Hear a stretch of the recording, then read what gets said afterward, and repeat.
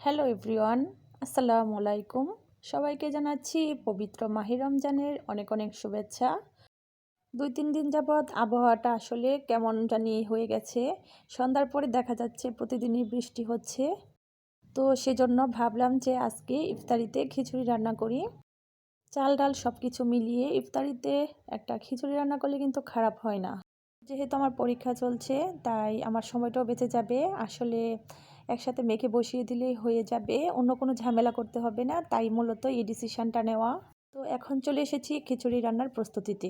আজকের এই খিচুড়িটা যেহেতু আমি হাতে মেখে রাইস কুকারে বসিয়ে দিব, তাই রাইস কুকারের পাতিলের মধ্যে এখানে দেখতে পাচ্ছেন পোলাওয়ের চাল এবং ডাল ভালো করে ধুয়ে নিয়েছি। আর সেই সাথে গতকালকের ইফতারির কিছু ছোলা ছিল, তো সেগুলো দিয়ে দিয়েছি। তারপর এখন এর মধ্যে দিয়ে দিচ্ছি আদা রসুন বাটা, পেঁয়াজ এবং রসুন কুচি এবং কিছু কাঁচামরিচ ফালি। তারপর এখন এর মধ্যে দিয়ে দিচ্ছি 4-5 রকমের সবজি।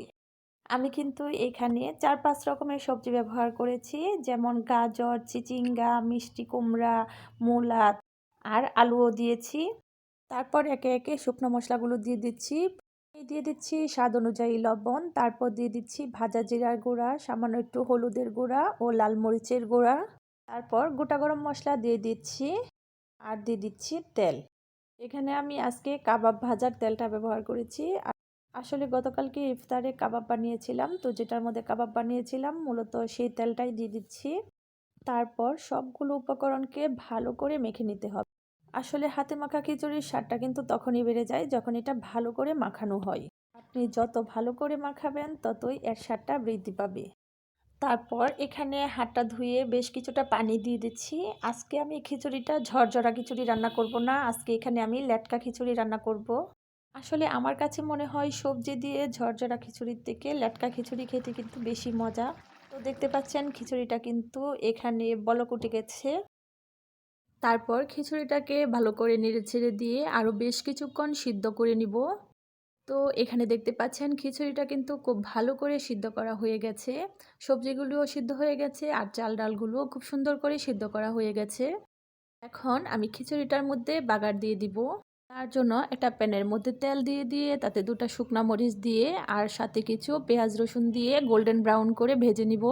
তো গোল্ডেন ব্রাউন করে ভেজে নেওয়া হয়ে গেলে এখন এটাকে আমি খিচুড়ির মধ্যে দিয়ে দিব। তারপর বাগারটা দিয়ে খিচুড়িটা আমি 5 মিনিটের মতো ঢাকনা দিয়ে ঢেকে দিব। এতে করে বাগারের যে ফ্লেভারটা আছে তা খিচুড়ির মধ্যে খুব ভালো করে ঢুকে যাবে। তারপর ভালো করে নেড়েচেড়ে মিশিয়ে নিলেই কিন্তু খিচুড়িটা পরিবেশনের জন্য একদম রেডি হয়ে যাবে। ইফতারে ভাজাপুরি তো আমরা প্রতিদিনই খাই, এরকম স্বাস্থ্যসম্মতভাবে খিচুড়ি রান্না করে ইফতারে খেয়ে দেখবেন, খুবই মজা হয়। আমার আজকের এই খিচুড়ি রেসিপিটি যদি আপনাদের কাছে ভালো লেগে থাকে তাহলে প্লিজ একটা কমেন্ট করে জানাতে ভুলবেন না। তো আমি কিন্তু এখানে আমার ইফতারটা গুছিয়ে নিয়েছি আর আজানেরও কিন্তু বেশি সময় নেই। এখানে আমি 3টা খেজুর নিয়ে নিয়েছি, সেই সাথে এখানে একটা ডিম আলুর চপ ভেজে নিয়েছি আর চিকেন ও পটেটো দিয়ে তৈরি এই মজার চিকেন বলটা নিয়ে নিয়েছি। আপনারা যদি এই রেসিপিটি দেখতে চান তাহলে আপনারা আমার চ্যানেলে গিয়ে দেখে আসতে পারেন। এই রেসিপিটি কিন্তু আমি অলরেডি শেয়ার করেছি।